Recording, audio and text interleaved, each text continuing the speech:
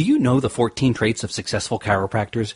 We've interviewed some of the top chiropractors in the industry and have identified the common traits that they all share. Jump on over to www.chirobusinessmojo.com to get your free report today.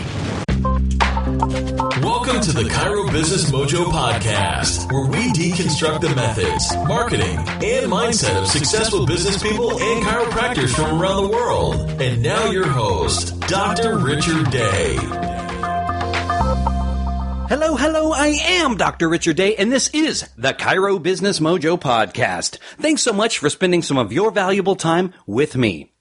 Well, I first became aware of today's guest after interviewing Shane Purnell on the podcast a few episodes back. And if you're a listener of the show, you know that I usually ask the person for at least one book recommendation. And the book that Shane recommended to me was a book called The Go-Giver by Bob Burg. And I hadn't heard of Bob Burg or The Go-Giver, but when I looked a little more into what the book is about and about Bob, I thought, I've got to get this guy on the show. Bob shares information on topics vital to the success of today's business person. He speaks for corporations and associations internationally, including Fortune 500 companies, franchises, and numerous direct sales organizations. He typically addresses audiences ranging in size from 50 to 16,000, sharing the platform with notables including today's top thought leaders, broadcast personalities, Olympic athletes, and political leaders, including a former United States president. Although for years he was best known for his book, Endless Referrals, over the past few years, his business parable, The Go-Giver, which was co-authored with John David Mann, has captured the imagination of his readers. The Go-Giver is a Wall Street Journal and BusinessWeek bestseller. It's sold over 500,000 copies. Since its release, it's consistently stayed in the top 25 on 800 CEO Read's Business Book Bestsellers List. It's been translated into 21 languages, and it's Bob's fourth book to sell over 250,000 copies. Bob is an advocate, supporter, and defender of the free enterprise system, believing that the amount of money that one makes is directly proportional to how many people they serve. Welcome, Mr. Bob Burg. Richard, thank you. Just so appreciate being with you today. Well, thank you so much for sharing some of your time with us here today. And I want to talk to you in a nutshell. What is your book, The Go-Giver, about? It's really about, and it's a business parable, so it's a short story co-authored with John David Mann, who's just a fantastic storyteller. It's really about shifting your focus and understanding that when you do that, when you shift your focus from getting to giving, and when we say giving in this context, we simply mean constantly and consistently providing value to others. Not only is that a nice way to live life and conduct your practice, it's also a very financially profitable way to conduct your practice as well. Well, now to me, and I've heard this concept, and maybe you're the one who started it, but I've heard of this concept of really providing that value up front. And then, on the back end is when things from a business owner's perspective, financially you start to see your returns. And this is so counterintuitive to really, I think, the way things have been before. How does giving more build success? Well, it doesn't have to be a long-term type. It's not as though you have to give for a long time before you receive. That's not necessarily it at all. But what happens is it's the whole mindset shift that you're focusing on that other person. For example, no one is going to be your patient because you need the money, or because you have a quota to meet, or because you have office expenses, or because you're a really nice person who really believes in chiropractic care. They're going to do business with you. They're going to be your patient because they believe it's more advantageous for them to do so than to not do so. And I say that only because it brings back the fact that we must focus on providing or bringing value to others, as opposed to focusing on the money itself. Again, that doesn't mean it needs to take a long time before it happens. How do you give value on the front end? Well, it might be when you first meet someone, whether it's at a Chamber of Commerce business card exchange or a charity event or your kid's ball game. It just means that when you exchange names with each other and ask each other what the other one does, you focus on them and their business rather than on your practice.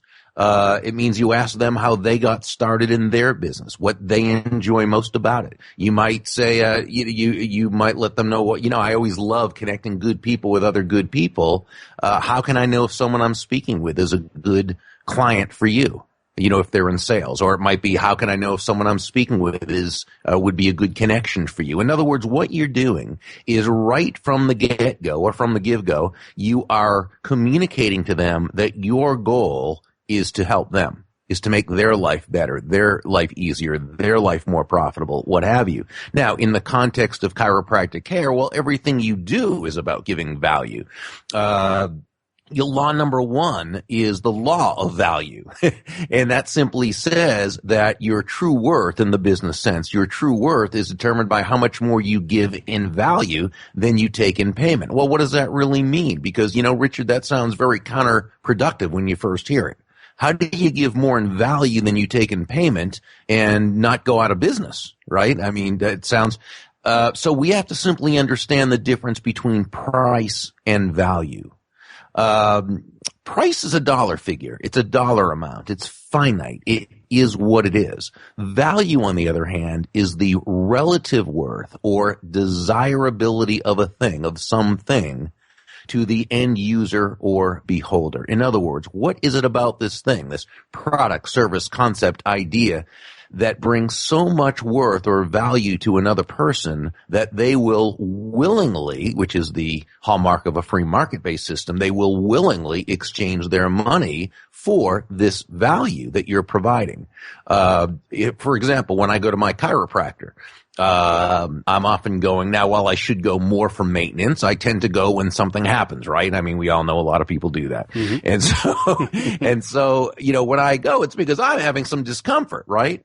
And the money I'm paying him pales by comparison to what he does for me. He's giving me much more in value than what he takes in payment, and he is still making a very healthy profit.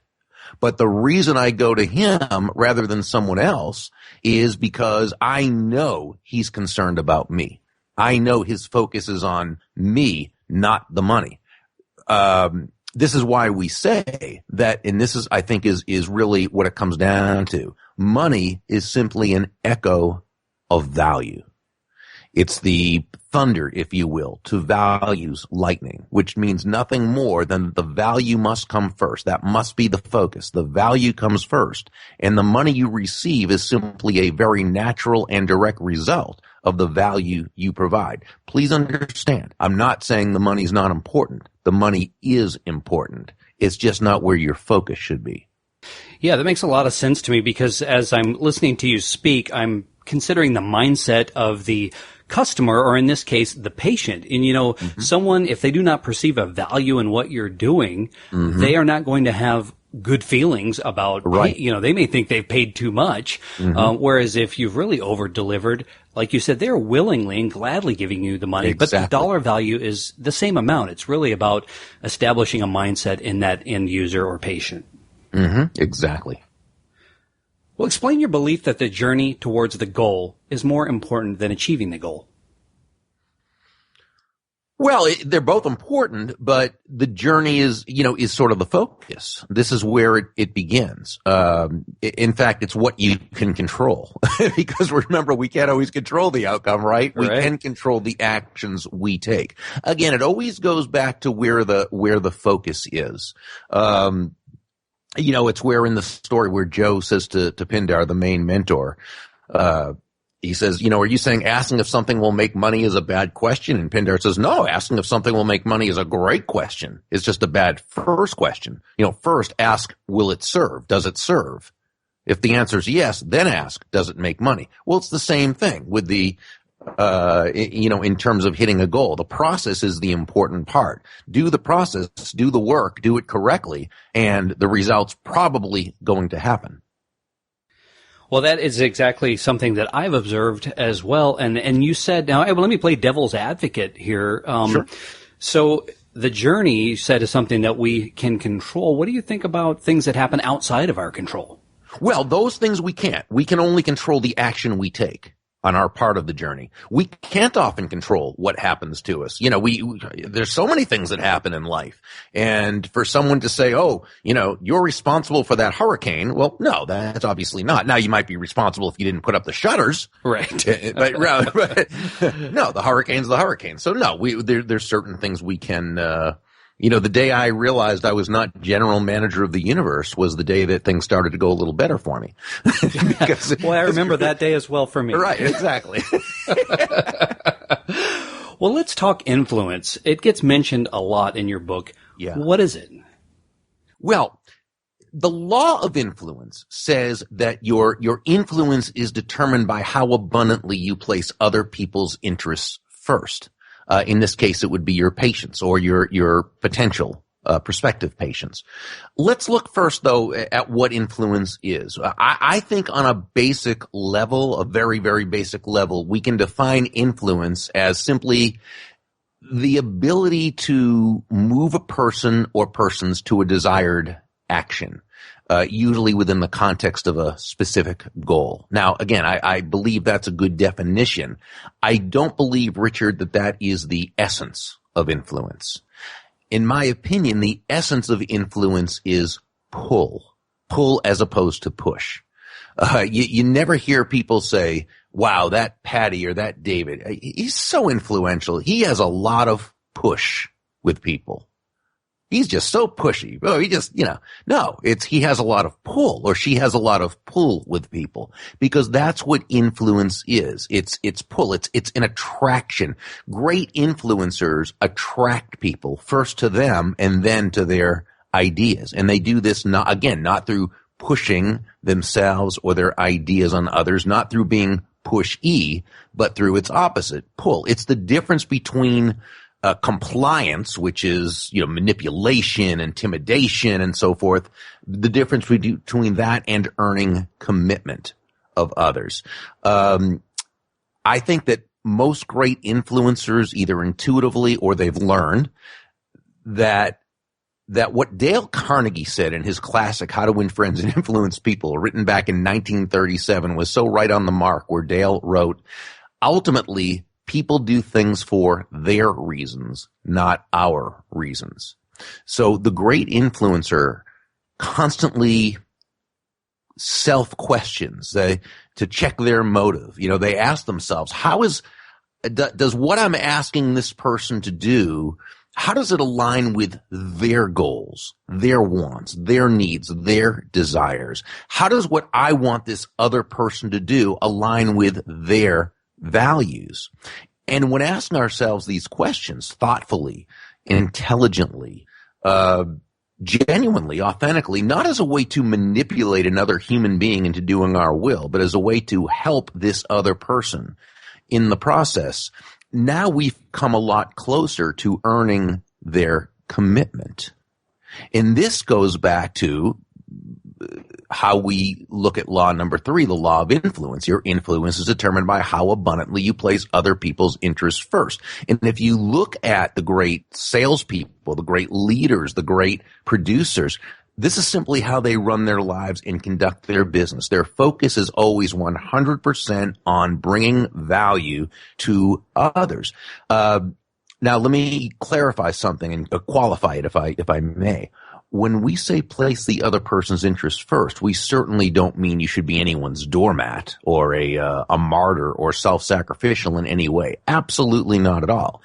It's just that, as Joe, the protege, learned in the story, all things being equal, people will do business with and refer business to those people, certainly those chiropractic physicians who they know, like, and trust. And there's no faster, more powerful, or more effective way to elicit those feelings toward you from others than by truly placing their interests before yours. Or what one of the mentors in the story, Sam, explained to Joe, it's about making your win about the other person's win. And when you do that, you become attractive to them. That is great advice. It's almost, I would have to say, comparable to speaking another language, in that you have to stop and think about it first, because I think most of us are either raised or just innately, we're self-centered first. When you first go to meet somebody, Sure. I'm more concerned that I'm saying my name correctly, and I walk away 30 seconds later and I can't remember their name. Right. But I think, if you can get it to where it's natural and you are truly concerned about that other person's, needs or well-being, and get that out there first, what a difference maker that is. Oh, absolutely. Well, let's talk about trust. That's a theme that's in the book, and I think most people would agree it's important. But what really is trust? Trust can be defined, and it often is defined, as the assured reliance on the character, ability, strength, or truth of someone or something. Again, that's a definition, and the definition, I think, works. Is it the essence? I don't know. In his wonderful book, Leaders Eat Last, Simon Sinek gave what I think is the best definition of trust I've ever read. And that is that trust, he wrote, is a biological reaction to the belief that someone has our well-being at heart. And so how do you develop that? How do you develop it? Well, you develop it by being that kind of person, by genuinely and authentically caring about other people. But it's interesting because how do we communicate that trust? And we often say that what you have to give, you offer least of all through what you say. Now, don't get me wrong. What you say is important. The way we speak to others with courtesy, with tact, with kindness. That's very, very important what you say. But it's probably the least important when it comes to communicating trust. More important than what you say, of course, is what you do, right? We've all heard so many sayings along that line. But even more important than what we say and what we do is who we are. And I think that is where character comes into play. Character comes from an old Greek word meaning scrape or scratch. It came to mean an engraved marking and eventually a defining quality. If we were to wax poetic, we could say that character is what happens when life etches or scratches itself onto your soul. But I'm not particularly poetic, so I just like the person's quality. I guess the sum total of all one's qualities is their defining quality. And that's character. That's their character. And with someone of high character, we tend to be very comfortable with them. Whether or not we always agree with them isn't the issue. But we tend to be comfortable. We tend to trust them because we know that they stand for something, and we tend to know exactly what they stand for. Now, that doesn't mean a person of high character doesn't make mistakes. Of course they do. They're human. It doesn't mean they don't course correct. Absolutely they do. And it doesn't mean that they're not flexible when it comes to strategy. Sure they are. But when it comes to those value-based decisions, they are absolutely immutable, unchangeable, and immovable. And that's one reason why we trust them. A word that I hear a lot these days is authenticity. And would you agree that that could be applied to character? That if you are trying to pretend to be something you are not, people are going to realize that you are not being authentic, and that's going to speak as loudly? Oh, sure. And what was the old Hollywood saying that we've all heard? Nothing's more important than authenticity, and if you can fake that, you've got it made. Well, it's pretty hard to do that for too long. Now, don't get me wrong. Some people are really good at that. Yeah, I may have met a few. Right, I think I have too. But by and large, most of us are not. and it just pays dividends to be ourselves and to come across as the way we truly are. Now, in the story, the law of authenticity says the most valuable gift you have to offer is yourself. And in the story, Deborah Davenport, one of the mentors, shared something she learned early in her career, and that is all the skills in the world, the sales skills, technical skills, people skills, as important as they are, And they certainly are all very important indeed. They're also all for naught if you don't come across as your true authentic self. And I think it's not just a matter of being a good person. It's also good for business to show up as yourself. And I think most of us intuitively do know that. And it brings up the question, why then do some people not show up authentically? And let's put aside the con artist out there, which is, a very small percentage of the population. I think most people, when they don't show up authentically, Richard, it is because they don't have the self-confidence to do so. They don't have the true heart understanding of their worth, of their value. I think as human beings, we all have two types of value. One is what I call intrinsic value. This is simply the value we bring to the table just by being here, by being alive, okay, as being a human being. But we also have another type of value, and I call this market value. And it doesn't just pertain to business, though that's certainly part of it.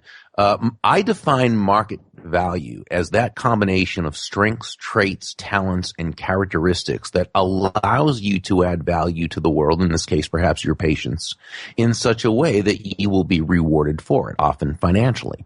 And the challenge is, as human beings, we are so emotionally close to ourselves that sometimes it's hard to really recognize that value that we bring, that market value, because we have worked hard to perfect certain skills, or we've always had a certain skill or a way of being or doing something. And as human beings, we tend to, through our belief systems, or what I call our unconscious operating system, we tend to not only see the world in a certain way, but we tend to believe that others see the world in that same way. So if we have a certain skill, let's say a highly developed sense of empathy for others, or the ability to listen, or we just have great chiropractic skills, we tend to believe that, well, so does everybody, or, the other people who are supposed to have them.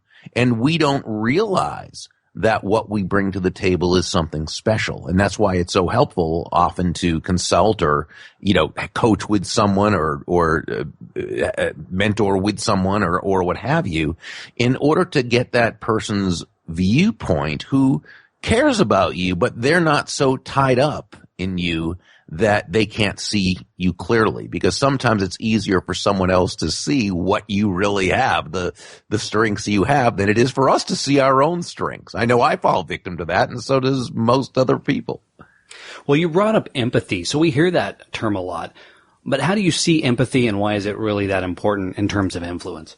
Well, certainly to a chiropractic physician, is there anything more important? And that goes along with the actual skills of knowing your craft, because let's face it, someone comes in to your practice, and if they have never had experience with a chiropractic physician, they don't know what to expect. In fact, let's assume they've heard the worst, right? Because that's what we have to expect when we, and so what are they going through? How do they feel? What fears do they have? See, empathy, can be defined as the identification with or vicarious experiencing of another person's feelings. And that's fine to say, but we don't necessarily know how they feel. We just feel everybody should love chiropractic. We know how great it is, right? Right. I mean, I'm speaking from the viewpoint of a patient who's gone to chiropractors for 40 years. All right. And chiropractors are listening to this saying, chiropractic students are saying, yes. I mean, students, that's why I'm getting into this. I know we can heal people naturally without medication and help these people feel so good and healthy and energetic. And so, right. But this patient doesn't necessarily know that. So you've got to be empathetic. You've got to try to put yourself in their shoes and assure them and ask them the right questions and help them feel and know that you do, even if you can't understand exactly how they're feeling, that you understand they have feelings of concern and that you are right there with them. Yeah, great point. As you're speaking, I'm listening to the things you're saying, and I'm picturing myself as a patient in a patient's shoes. And then I started just, for some reason, I'm going to pick on the government here for a minute. I pictured myself, in line going into a practice and having some needs. Let's say it's some pain that has to be, dealt with in some way. And then maybe let's talk about going to the motor vehicle department. And your need there is that you need to get some new license plate tags. The difference in how, my staff approaches that person in pain or in need coming into my office versus, how I feel like I'm treated. When you go to, clearly I don't see there's a whole lot of empathy from that clerk who's on the other side of the counter at the motor vehicle department. And that's typical of bureaucracy. It's one size fits all by the very nature of the thing. And as human beings, we're all individuals. So one size doesn't necessarily fit all. We all seek happiness as human beings. We all understand happiness individually in our own ways. And we all have decisions that we make, choices that we have to make. This is human. This is individual. We expect that in the marketplace. We don't expect that when we deal with government because we know that there is no incentive for that bureaucrat right? And so empathy is something that you're much more likely to see in the free market than you are, when dealing with a bureaucracy. Well, let's talk about something. There's an old saying, never let them see you sweat, but you recommend just the opposite. Yeah, well, everything, there's a time and place for everything, of course, but all things being equal, one of my favorite phrases, I would say, no, let them see you sweat when it's appropriate. And here's what I mean. And I tell the story of my fourth grade teacher, Ms. Cadlick. She was a lovely human being. And the first day she walked into class, she looked at us. We were all looking at her, this, beautiful woman, this angelic looking woman. As you can tell, she was one of my all-time favorites. And she looked at the class and she said, boys and girls, I am 22 years old. I just graduated from college. You're my very first class and I'm scared to death right now. Well, you could have heard a pin drop because to us, she's a much older person, an authority figure, and she is actually sharing her heart with us, letting us know that she's scared. And that all of us in class were going to do our best to make sure that she didn't have to be scared. We were on her side right away. And she had us from that first day or from that first moment. And what we try to do sometimes is try to communicate perfection as though we know all the answers. And we don't. And people know we don't. Now, again, don't get me wrong. There's a time and place for everything. We need to know what we're doing. Okay. Right. And, if we're about to, perform something on a patient, I wouldn't say, I am scared to death to do this right now. You may be you think you're in pain now. Right. No, that would not be the time and place. Right. But in the appropriate time and place, no, you let people know you don't know all the answers. And we can say, let them see you sweat, or we can say, we can put it another way. But let's be human. Let's be authentic. Let's not try to be something that we're not. Yeah, I like that advice. Especially, I think as a chiropractor, we need to get out in our communities and talk to people, and we often do. But there's a first time for that. And I think, definitely if we're getting to address a crowd, at a public speaking event, or even a community speaking event, there's nothing wrong with saying, hey, this is my first time. I'm a little nervous. Absolutely. Absolutely.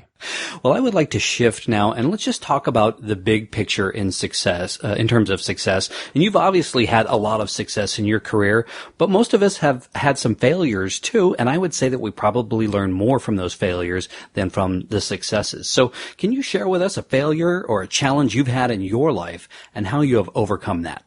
Oh, well, plenty. And I mean, I've had many more failures than I have successes. And I think anyone on their way to, some sort of success has had more failures than successes. I mean, I think that's life.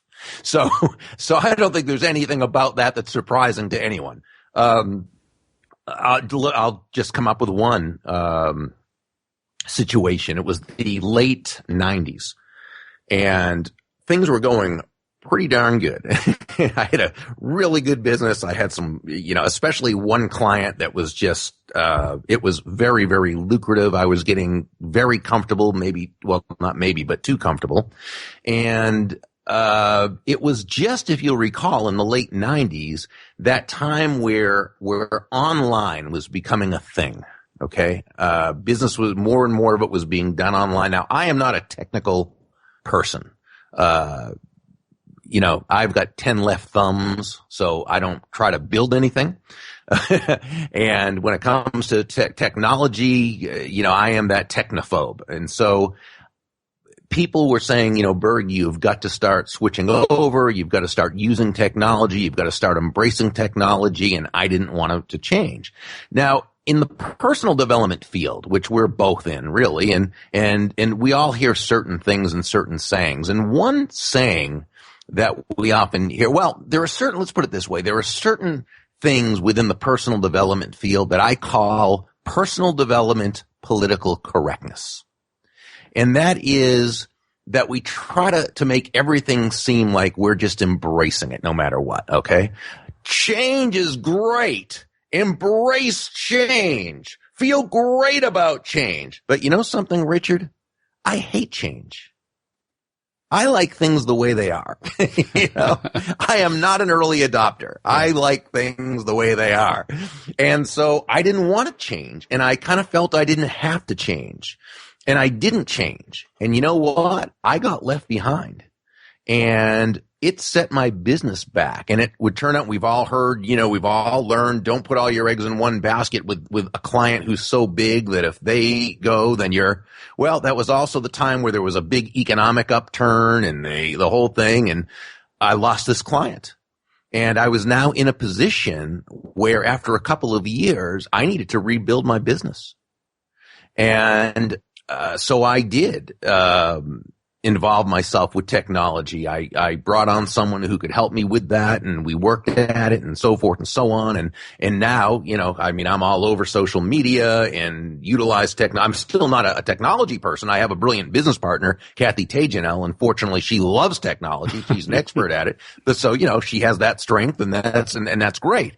But I learned a big lesson. It didn't matter that I, Bob Burg, didn't like change. And it doesn't matter that I still don't like change. I had to embrace it anyway.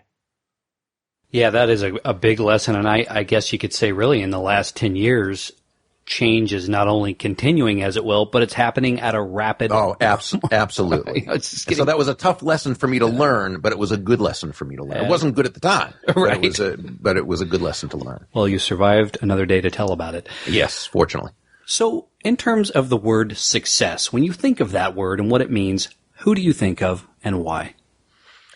Well, I first think of my dad, and my dad and mom are my two greatest mentors. They just a while ago celebrated their, I think it was 59th or 60th anniversary. I'm not sure, but I was totally blessed to have them and still have them as parents. When I think of my dad, I think of him as such a successful guy. He used to always quote from the sages, and one in particular by the name of Simeon ben Zoma, a Talmudic sage, who asked the question, "Who is rich?" And the answer was that person who rejoices in their lot. In other words, that person who lives in gratitude, who appreciates everything good in their life.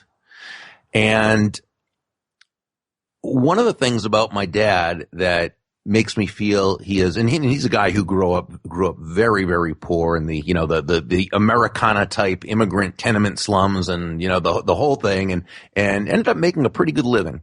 And, but just loved by his customers and his employees and so forth. And I think about why he's so successful.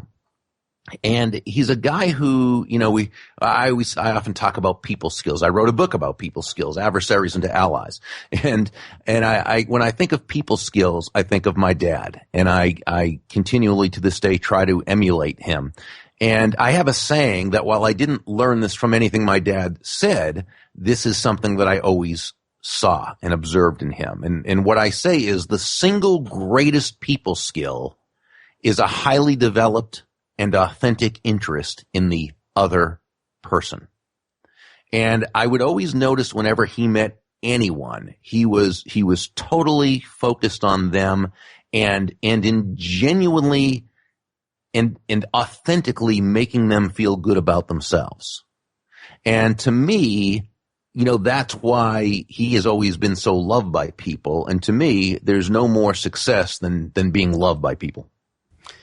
That's great, and that's really the key to, I think, a lot of what you're talking about and that we've had in this discussion here. And I think there's a point, at least for me, where when I first read Dale Carnegie's book, I had to develop that skill to really seek out that interest in other people. But I found that over time, there's a real joy in getting to know other people and their experience in life. And it is authentically not about me. It is authentically about that other person. And it sounds like that's really something that your dad had captured in the way he reaches people.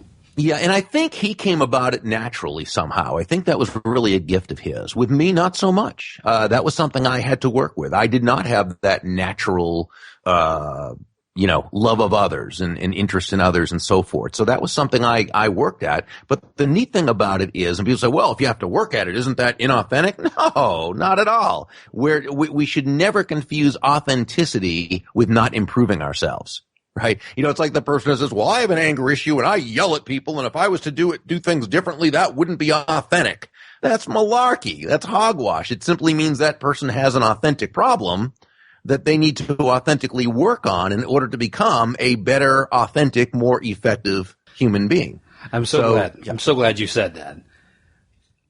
Well, sorry. No, it's true. And because, we need to not confuse authenticity with not growing. Right. Let's grow into our true authenticity. Yeah. Being authentic to sort of a flawed self that can become an excuse for not improving. Exactly. Well said. Exactly. Well, our time together is unfortunately coming to an end, but before we part ways, I have a few final thoughts. Now, you've mentioned some great books. Aside from those books and your books, are there any others you'd like to mention or put out there? Oh, there are so many wonderful books. Let me name just a few. There's a book by a man named Harry Brown. This was actually published posthumously based on, two brief manuscripts he wrote in the 1960s, and his wife discovered them, after he passed away. And fortunately, she found an independent publisher, Ken McCarthy, and he, published it as one book called The Secret of Selling Anything. What it's really about is it's about understanding and respecting and honoring human nature. And and how successful selling ties into that. One of the things that I just love most about the book was where he wrote, that in any sales transaction, there are always two profits, the buyer profits and the seller profits.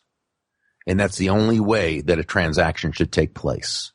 He talks about when it comes to motivation, people say, well, how do I motivate someone to buy? Well, you don't. You can't motivate them you don't need to motivate them to buy. They're already motivated. Your job is to simply discover what they're motivated by and help them get it. It was just a beautiful book.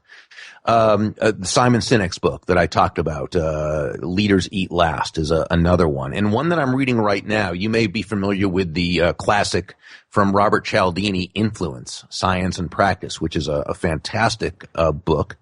He has a new one out now called Persuasion. And it is absolutely one of the best books I've ever read in my life. I'm enjoying it immensely. And it's all about ethically learning how to create the environment of influence. And it is just it's really a beautiful, wonderful book, and I suggest it highly. Well, I appreciate those recommendations. We will put those in our show notes, as well as links to your books and the other books mentioned in this podcast. Well, what is the best advice you've ever received? Well, nearly 40 years ago, when I was first getting into sales. Actually, I'd been in sales for probably a couple of years, and I had learned about sales. I'd learned the skills of sales. I was doing well in sales, but there was a lot of untapped potential, and it was because there was something just not quite there. And I remember coming back to the company where I was working, back to the office, and I was really disgusted because the prospect didn't buy because he didn't get it. He didn't get why he should. And one of the people there, an older gentleman, and of course I say older gentleman, which probably means he's my age now, what I am. But back then he was an older gentleman. And I hadn't really seen him before, and I don't remember seeing him afterwards. I think he was an engineer with the company and he was about to retire, but nice guy. And I think he saw in me sort of like Joe, the protege and the go-giver, someone who had potential, but something was holding him back, holding me back in this case. And he said to me, Burg, can I give you some advice? And fortunately, I've always been open to learning. And I said, yeah, of course, I'd appreciate that. And he said two things. He said, one, he said, when the shooter misses the target, it ain't the target's fault. And what he was saying was it wasn't up to my prospect to get why he should buy. It was up to me to communicate the value of my offering. And you don't do that by talking about your product. You do that by asking questions and discovering their needs, wants, and desires. But what he said next would make a dramatic difference in my life and would cause a great change in my perspective. He said, Burg, he was a last names kind of guy. He said, Burg, if you want to make a lot of money in business, actually he said, if you want to make a lot of money in sales, he said, don't have making money as your target.